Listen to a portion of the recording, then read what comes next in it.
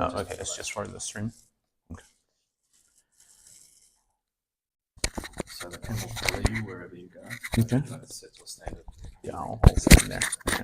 So I'll just introduce you quickly. Okay. Já está viu?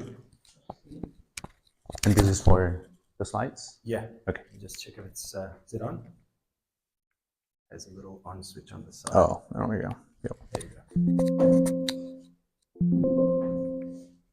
Working? Yes. Thank you.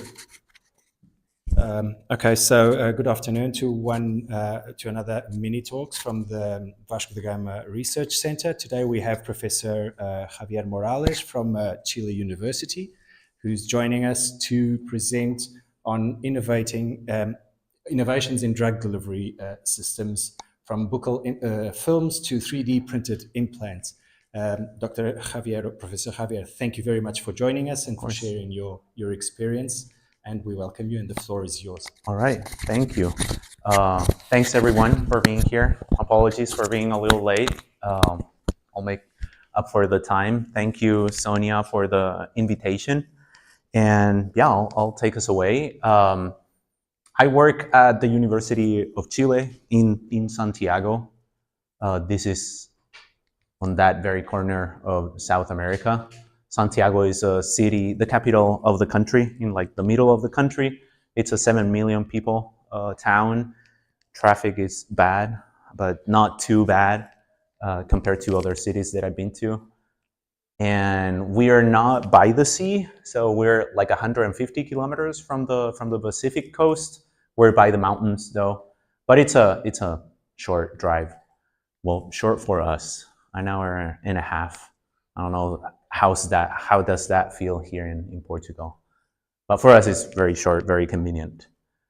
And yeah, the university is like right around a corner here. It's out of the screen right now. The university is several campuses in the city. We're on the northern part of town where we have the pharmacy school, medicine school, and dentistry school. We also teach chemistry, biochemistry, and other professional degrees is what we call them there. These are 5-year programs or 5.5-year programs. And then people either do masters or go straight into PhDs. And what I want to talk to you about today is on several use cases of the technologies that we've developed in the lab. I started working a few years now, a while back, on buccal drug delivery.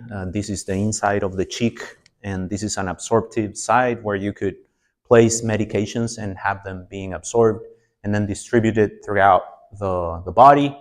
And from there, we started working on nanoparticles, and that took us to urinary tract infections. I'm gonna tell you some work that we're doing there. Gastro-retentive drug delivery systems. We're more recently working on new peptide drugs and drug delivery systems for peptide drugs. And one final application I'll go briefly about on 3D implant printing for bone regeneration or regenerative medicine. Okay.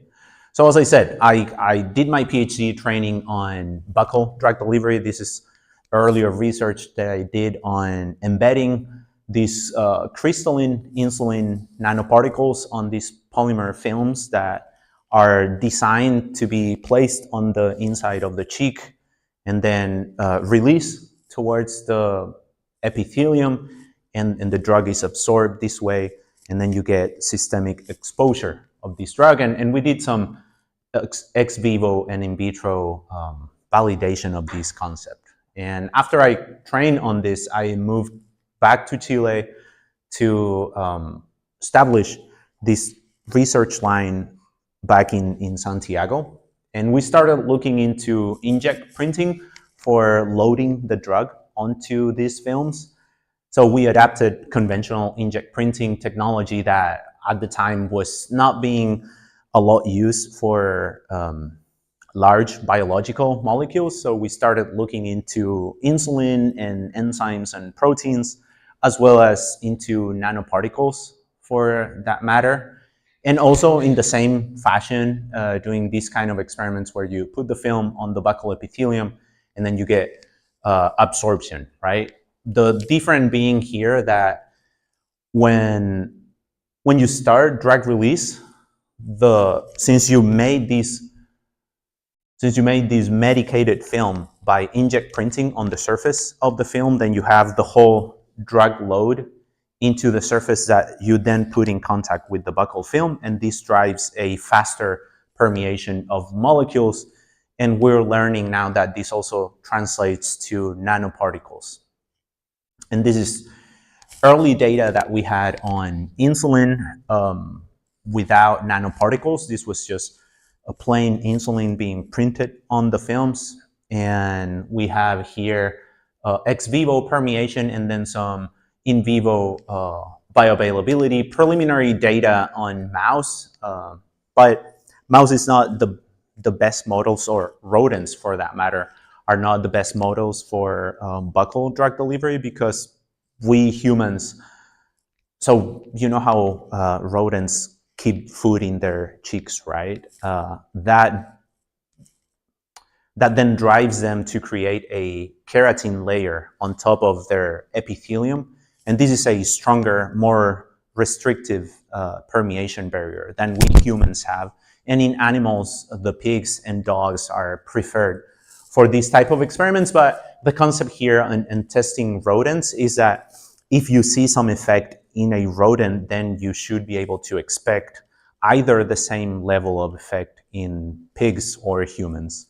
And well, the literature actually debates on whether or not these are valuable experiments in terms of going to a rodent model.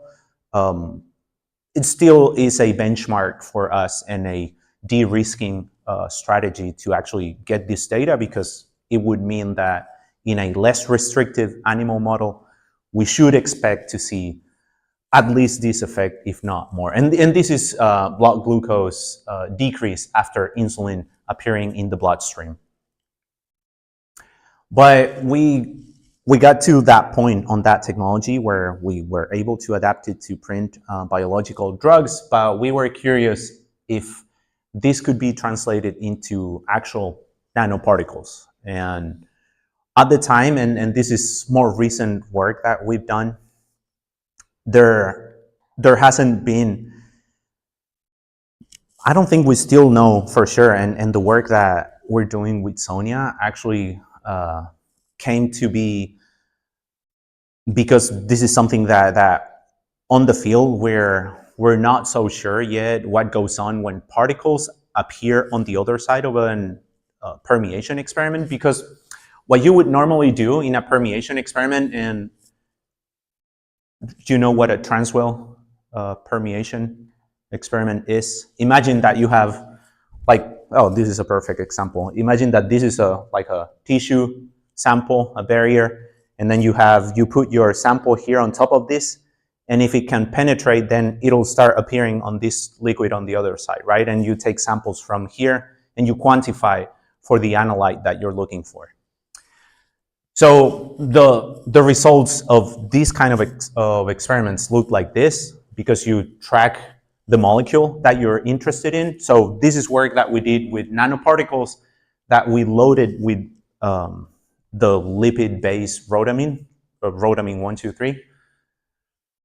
But you analyze for the molecule, right? So you know that you're getting the molecule across, but what the literature is not consistent still is whether or not this rhodamine appears on this liquid here, still on the particle, or free from the particle. And that's part of the questions that we want to answer with Sonia's work on actually putting the label on the material itself, and then the cargo is a different molecule on itself. And so one would expect to see a plot like this, where you have your drug molecule, say rhodamine in this case, but you also can follow the material being transported across the membrane.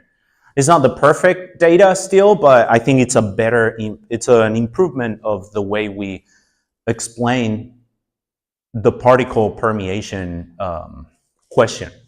because this is something that interests me, whether or not there are like proper chemistry on the particle that can lead to particle permeation with the cargo that it's transporting. And we had some data at the time that indicated that this could be done. And so we put together a project. This is the work of a PhD student that graduated last year from the lab.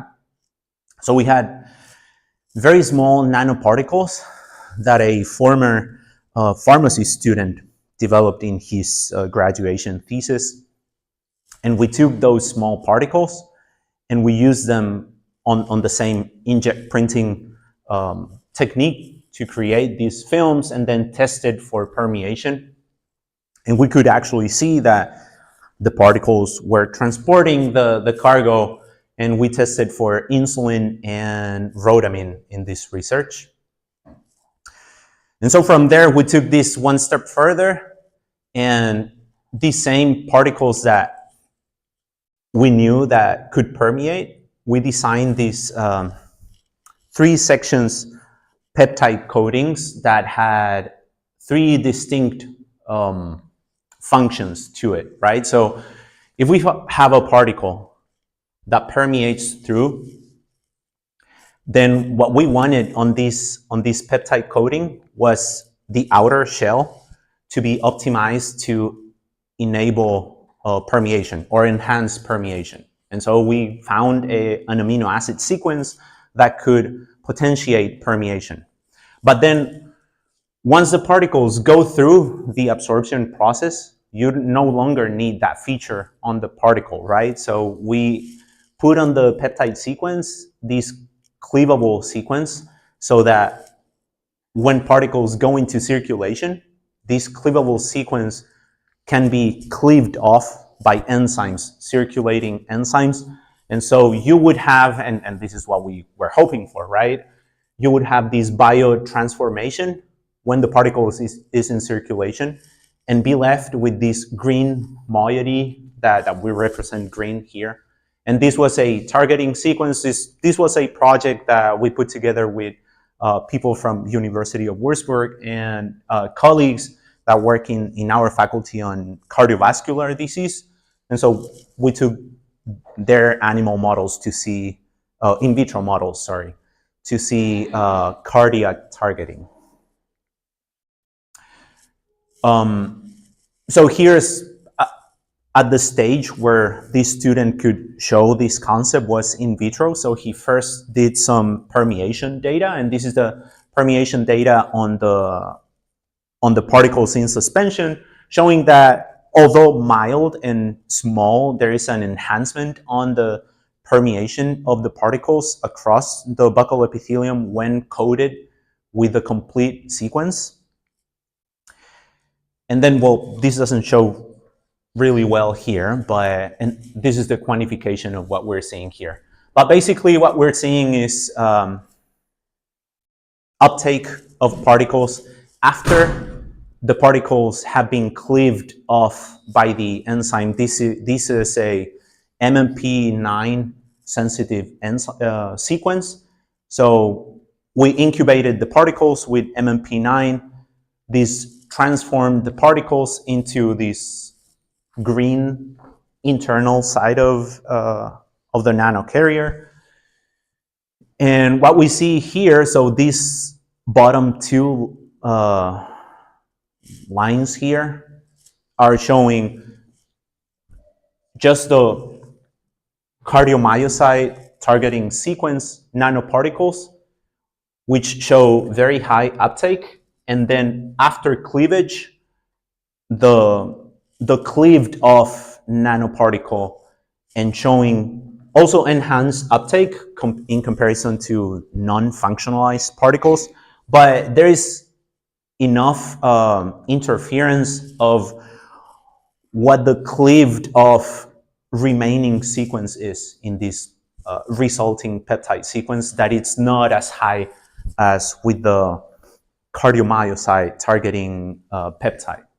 And we're trying to figure out ways of improving upon this result because there's a big gap here between these 2 results. So we need to improve upon the terminal sequence that remains after the cleavage of the enzyme so that we can enhance the uptake of nanoparticles into cardiomyocyte. But these were promising results nonetheless, and this has been, yeah, he's finishing up the manuscript actually. We still haven't submitted this, but it should be out this year, hopefully. And this is actually part of our work on buccal drug delivery. Is why I'm here this week. I did not only come for this talk. I was here earlier in Innovating, and as part of, I'm on the scientific advisory board of this Horizon project that is being run between UCD and the Technical University in Denmark, DTU. And they're also working on buccal drug delivery. Of somewhat different design is what they're doing here. And we're also collaborating with people in Colombia and Mexico on the research on buccal drug delivery itself. Okay, so as I said, when I started the research in Santiago, I started working, and we still work in buccal drug delivery, but after that, we started looking into nanocarrier use in different diseases where it could be relevant. And this is work that we started doing with a student from Uruguay that came to Santiago working on microbiology. She came from a lab that works on urinary tract infections, and they were interested first on producing a material that would avoid contamination of catheters. In clinics, it's common that when you have a bladder catheter for removing the urine, this usually becomes contaminated, and then this has to be replaced frequently, and this, of course, is an inconvenience for patients.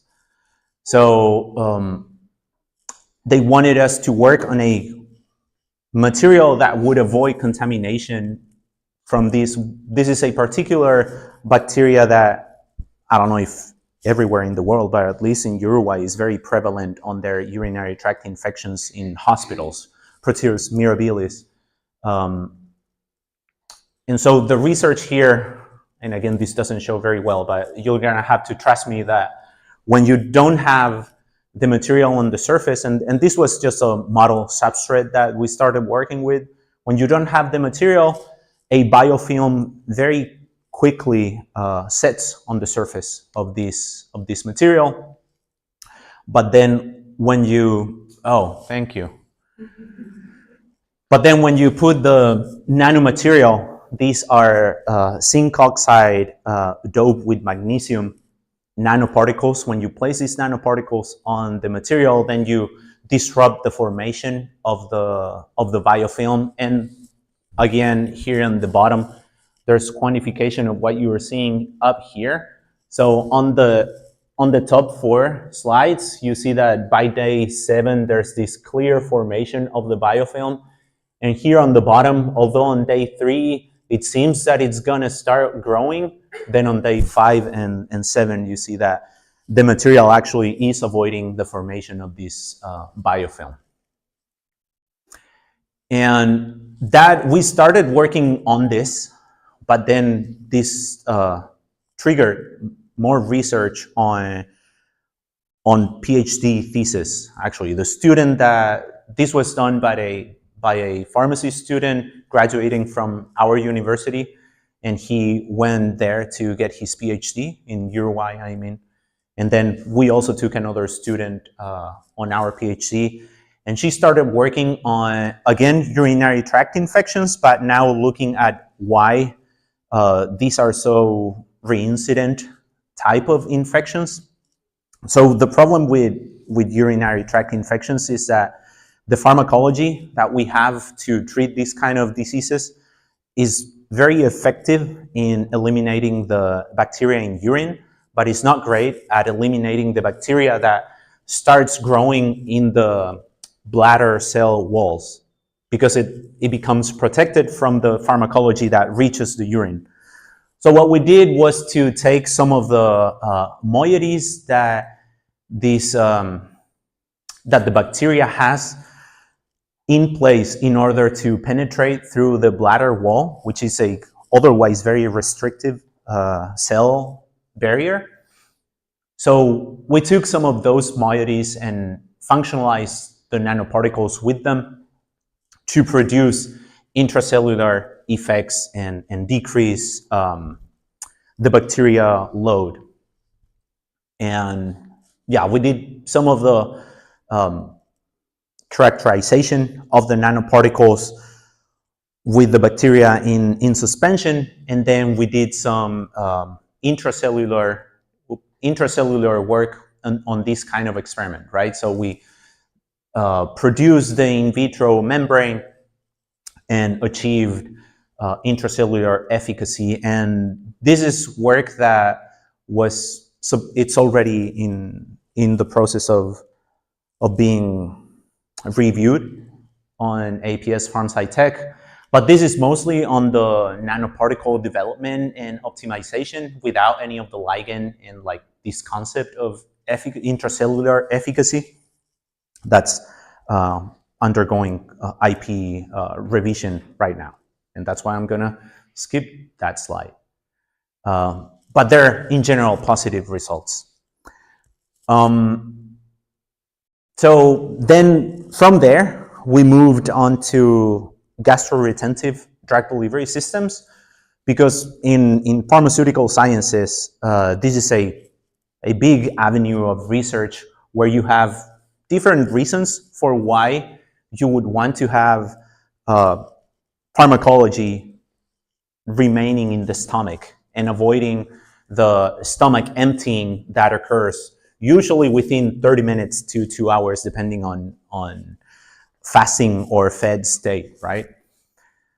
So either for gastritis or cancer or infection by Helicobacter pylori, you would want to have pharmacology remaining in the stomach and not going into the intestine for, more systemic side effects or inefficacy on the side of infection.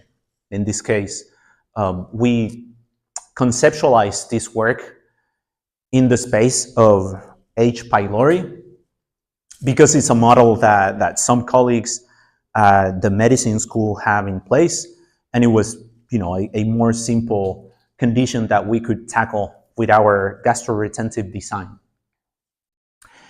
And this is work by another student from the lab, another PhD student. What we had in this case, so the design involved trying to target nanoparticles, nanocarriers to infected sites in the lining of the stomach. And so what happens when there's H. pylori infection is that there is a discontinuation of the mucus in the stomach. So the stomach has, in humans, is under a very acidic pH, right? Like 1 to 2. And the way the epithelium cells survive that pH, it's only because of this very thick mucus layer that creates a gradient of pH. And so it's not that this epithelium is facing this very low and acidic pH, right? It's facing the mucus, and the mucus creates a gradient where it's very acidic here up top, but then it's like pH 7.4 right next where the cells are. And so the problem with H. pylori is that it creates these discontinuations, and so the cells become exposed to the very acidic pH, and this comes with all sorts of issues and symptoms for patients. One of the things that goes on when there is this exposure is that the kind of mucin that becomes accessible by the nanoparticles in this case is different from the mucin that is usually being shed and on the stomach. And so what the student did during her PhD was to create this peptide sequence that is recognized by transglutaminase, and it's specifically and covalently bound to the kinds of mucin that are available when there is this H. pylori infection and discontinuation of the mucus. And so she functionalized polyethylene glycol with this peptide, and we use that material to create nanostructured lipid carriers.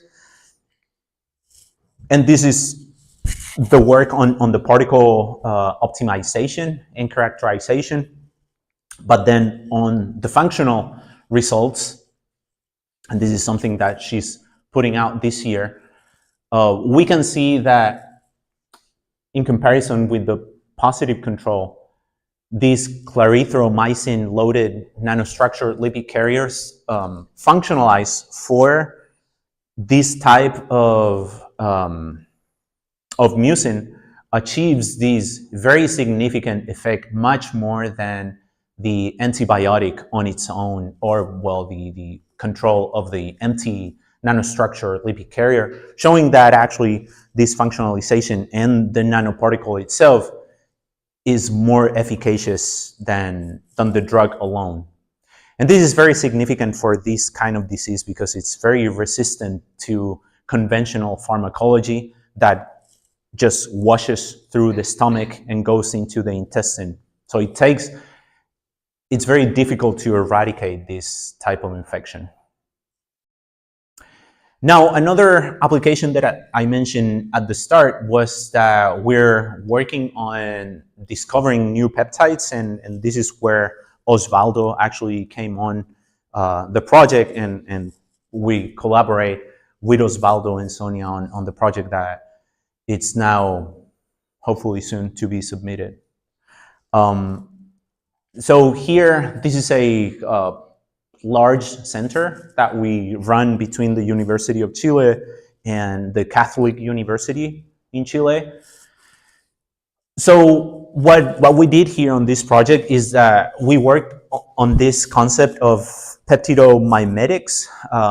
These are active, so angiotensin 1,9 is a endogenous active peptide that helps regulate blood pressure, and it works by decreasing blood pressure. So it would be a good antihypertensive drug. The problem with it is that it has a very, very extremely short half-life of a few seconds, no longer than 10 seconds half-life. So the way my colleagues in the Catholic University learned about its effect was with very, very large doses and over several days in animals. But they showed actually that this peptide is responsible for decreasing blood pressure. And so what we did is, using this concept of retroenantiomery, what you actually do is you have a peptide sequence and you manufacture it on the reverse order, and then you use the enantiomeric form of the natural amino acids. And so the result that you have, if you're, I don't have anything else to say rather than if you're lucky, because we don't really, it's hard to predict if the result that you're looking is actually going to come through. But one of the results that you could have is that you can have a still efficacious molecule, but more stable in plasma. This is the problem with peptides, right? And the endogenous peptides, that's the main issue with them, is that they have a very quick metabolism in blood. And so by doing this, you create more stable peptides. And so this is plasma exposure of the native peptide sequence, and this retro-inverse or retroenantiomer variant. And this is showing that over 24 hours, we still have a lot of the starting dose in comparison to what naturally happens to this peptide. And the way we measure efficacy is, so it's an antihypertensive agent, right? So the experiment is that you take the aorta out of a rat and you loop it into a ring, and then you flush it with adrenaline, and this creates a lot of hypertension, right? So very high blood pressure. And then you run your treatments, and if you can relax that aorta, then you're having an efficacious molecule. And that's why this is saying like percent relaxation. And as you get more and more relaxation, you have a more potent candidate. And here I'm showing different, so angiotensin 1,9, this is the main peptide that endogenous that we know has this effect. Angiotensin 1,7 also works on this same arm of regulating blood pressure. And this is the retro enantiomer or retro-inverse sequence of angiotensin 1,9 showing more potency and a bigger effect at even lower concentrations. And then we applied and got granted a continuation grant on this same topic because we were able to find a new candidate that actually 10 to the negative 13, so like right here, this bar is comparing this result of the red line here with the potency that we're achieving with this new compound. So this new compound has a potency at much lower concentrations, like right over here, not showing on the upper left. But basically, we now have a better candidate in terms of stability and efficacy, and we base this new application on this topic and this concept. And now, getting to the end here. So we've been working with nanocarriers and slow releasing delivery system for some years now, but this is something that actually came to my plate out of nowhere. Some colleagues in the dentistry school, I don't know if this is I've asked this in several countries and it's not common everywhere. I don't know if this is common knowledge here, but when I was a kid, my grandma told me that if I cut myself to put some saliva on it because it would help heal. Is that something here in Portugal? Okay, it's not in Mexico for some reason. So the guys from the dentistry school, this was actually a student's idea. He wanted to isolate what was, well, first he wanted to validate that that is true. And then, because it is, spoilers, it is true, what was the molecule responsible for this effect? And they isolated a peptide that we produce in our saliva that's responsible for this pro-angiogenic effect. And they've been studying this molecule for some years now. And they also described that this molecule is useful in bone regeneration. And so they came to me to create a concept or project for using this peptide in bone regeneration with 3D printed implants. And the problem that we faced is that fused deposition modeling, like conventional 3D printing, like regular MakerBots, they work by fusing plastic and then like drawing three-dimensionally with this liquid plastic that then cools down and it solidifies, right? The problem with this is that the peptides in general are not very happy at high temperatures, and this happens at 120 degrees C, so it wouldn't work well. So that was the challenge, and the way we faced it was to creating these microparticles that were loaded with the peptide. And so the role of the microparticle here was to create a substrate, a powder actually, that would come into the 3D printing process, and that would protect the peptide molecule from the high temperature. And well, we're by the end of like phase 1 of this project now, and we've actually done all of this. So we had one PhD student that struggled. He was a dentist, so he had to learn chemistry and physical chemistry to create microparticles and learn about these issues that peptides have. So it took a while for him to get up to speed with microparticle development, but he got there. He graduated now last year, actually. And so these microparticles work really well with the type of printer that we have. These conventional fuse deposition printers work with filaments, but the way we use the material here is on a new way of printing by fusion, which is using just powders or like pellets. And it's much easier for processing. If any of you know of 3D challenges, working with filaments it's a nightmare. So we were very happy that we could avoid that on the project. So we were able to get these materials. These were just like pilot production of the implants, and they're definitely smaller in diameter for the rat studies that we're doing, but they're not much thicker than this. And this is like, to the eye, kind of like a sheet of paper, really. A bit thicker than that, but not too much. Imagine the skull of a rat. There's not much room there anyways. And this is showing that we actually do have bone adhesion into cell lines relevant to bone regeneration. And we have improved mineralization showing here with the alizarin test. And we're getting the in vivo data now. And luckily, we're getting good results, and we submitted this whole project for a second phase grant. We do have funding for like technology readiness level, different types of progression of technology. So we put in a grant application for pushing this forward into GLP, tox and efficacy studies, and GMP manufacturing. And lastly, I just wanted to quickly mention about two PhD students' work on biosensors.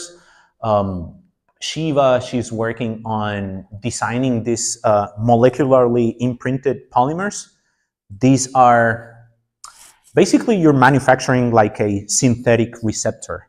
You create a three-dimensional structure that is custom made for whatever molecule you want to detect. And she's working this concept with prostate-specific antigen. And MIPS are very well established in the literature. What she's improving upon is the substrate that she's using to enhance a Raman signal and being able to detect at very low concentrations of the analyte.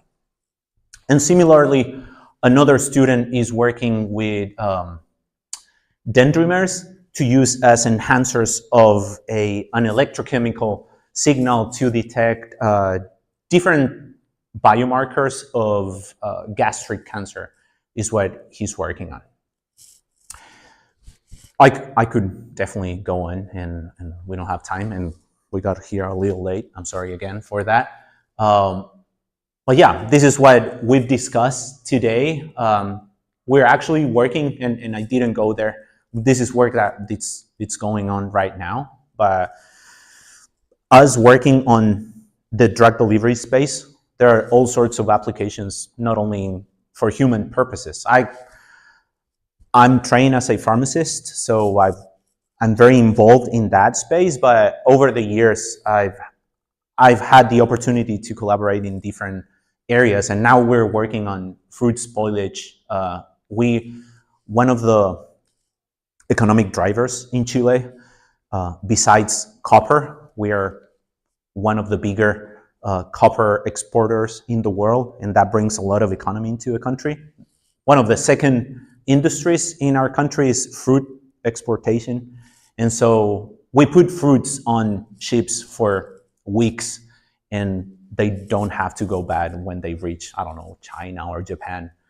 So we're working on materials that can provide this, there's a gas, nitric oxide, that they ask us to put into delivery systems to provide this gas over 30 days on the way of these fruits from one side of the world to the other on these ships. So that's another project that I could tell you about on a following opportunity.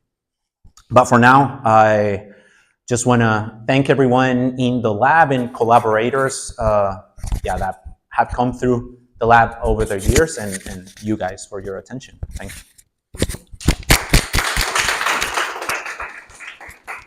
Thank you very much, Professor Javier. I think we have some time for a few questions. If anyone wants to jump in. No? Well, maybe I'll shoot one at you. So some of us are veterinarians. Okay. And I was just wondering, you can obviously see lots of room for application. And just to get an idea from this development phase into actually translating into application on the market, what are we looking at in terms of years? Kind of, Veterinary or human? Well, maybe human, so it's shorter. Well, and then we can take it from there. Yeah, so in humans, it's a long way, and this is something that we were talking about over lunch with Sonia. I've stayed in humans just because it's why I trained on, but I'm happy to work with the vet school. We had a couple of projects there, and for us, it's faster, at least in Chile, in terms of translation. It is less regulated than the human space. I mean, I think you would have to show clinically that you're efficacious, but you don't have the clinical trials phase 1, 2, and 3 in animals. So it could go quicker and for a lot less money than for human. And actually, so the anti-hypertension project that I showed you about, we have a whole work package working on heart failure in dogs as pets, because it's more so than hypertension, or at least in Chile, or what they told us, more so than hypertension, heart failure, it seems to be a bigger problem with, okay, I see people nodding, all right. So we're working on creating these implants that will slowly release the peptide over time, and we're hoping to do a clinical trial with diseased pets during this time, over the 3-year period. And for humans, that would be like outside of the time frame of 3 years. Absolutely, we would never get there. But they assure us that we could get there. Apparently, there's less, permissions that need to be asked, at least in Chile. I don't know what that is like here, but to put is it similar? It's quite similar, yeah. Okay. The regulation of animal clinical trials, if we want to call that, it's different than in human, and it has few steps. So indeed, you can progress to clinical application without a formal trial. So the regulations are not yet completely implemented. Okay. They vary a little from medical devices to other kind of therapies or pharmaceutical compounds, drugs, but it's more agile than for humans. Yeah. Do you have a health agency that you need to submit the data, like prior data, before asking permission to put into pets? Yes. We have one for humans that complies directly with the EMA, so the European Medicine Agency. But for the veterinarian, we do have the National Veterinary Agency that is still working with the alignment with European guidelines, because we do not yet have very strict guidelines for either drugs or medical devices for veterinary species. So we're still on kind of the gray area. There's got to be regulations, but they're not as tight and not yet in place, fully implemented yet. Yeah, but we still must either for the experimental part or for the clinical trials, as per clinical trials they should be. So with the control groups and the trials, we must register them and communicate them to the authorities, or veterinary authorities. Okay. I'm not entirely sure that it's exactly the same in Chile in terms of like registering it, but it's always going to go through a bioethics committee, and they are going to still want to see all the prior data that justifies that you can test this in your that's the first step subjects. For us. Then we have the government. Oh, okay. But definitely more agile than humans, right? Yeah. Yeah, and to that point, from your knowledge from the field, obviously lots of years of experience, is this perhaps an underexplored route to move forward with some, some research? Yeah, no. Perhaps, imagine you want to develop a vaccine against malaria, and you decide to try it in penguins first, because all of them have malaria almost in zoo penguins. And perhaps you can do it quicker than going for human. I mean, this was a concept that was brought to me by a colleague that actually works also in the drug delivery space, also from a human perspective. But one of the frustrations that we face is that the timeline for our research to actually make it to the clinic in humans is going to take decades. And we want to see some results sooner. So if, trying it into a relevant, if there's such a relevant disease in pets or like animals in any environment that it's a good case for testing a technology, I'm all for it, because it's faster, and this is also a demonstration that you could also use in human justification of your drug molecule, because if it's working in one species, of course it's different, but if you're showing efficacy of the concept, then you can, it's ground for testing that then in humans. So yeah, for sure. I'm all Any for it. other questions or comments before we maybe close our session? No? So thank you, Professor Javier, for sharing your knowledge with us and these exciting developments. Lots of them we're looking forward to see on the market, hopefully. Hopefully. It would be wonderful to have insulin that we wouldn't have to inject in our animals. It would be amazing for both owners and animals. So yeah, thank you very much for joining us. Thank you. Thank you, everyone.